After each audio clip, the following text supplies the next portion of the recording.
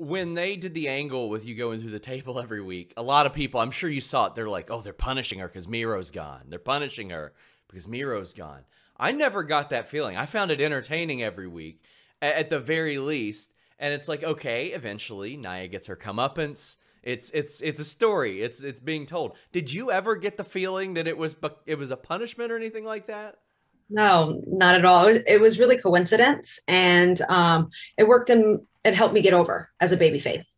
And I feel like if the crowd was there, if we were in a live, it would have been even much more. I've Yes. always like, even the way I won Survivor Series, I think that, and how Vince kind of set it up. He really wanted me to be like her, to kick me out of the ring.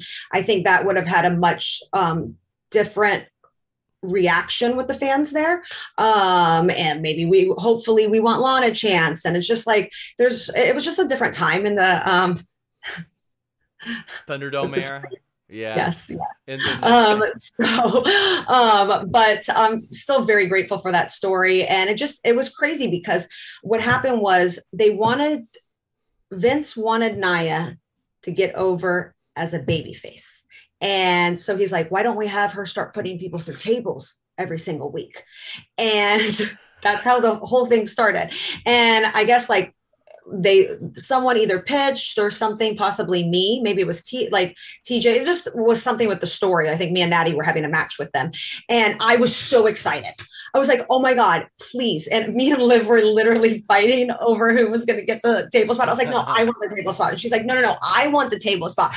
I'm like, no, I want it. And so I think they were trying to build her a little bit more. Sure. So they're like, okay, she's going to get the table spot. And at the time, I was still coming out of the Bobby out of the Bobby Lashley story. So I was, oh my God, I was the one of the most hated heels. And Natty and I were on, I don't know if we were both heel. We were definitely on the heel side.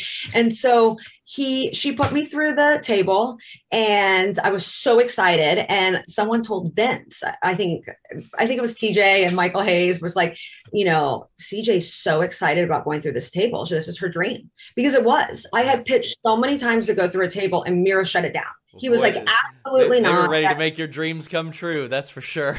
Yes. And so I came back to Gorilla, and Vince was cracking up, and he like loved it. And he's like, I can't believe this is your dream. And I was just like really thankful for that opportunity, because it was like TJ would remind me every single week that he hadn't even gone through a commentary table. And I just felt like so blessed for that opportunity. And so the following week, they're like, oh, then on top of it, Miro had done the podcast about his whole, just opening up about things a couple of days before, but they dropped it Monday morning. And so it just seemed like he was just asked the question of like, do you think she's going to get punished?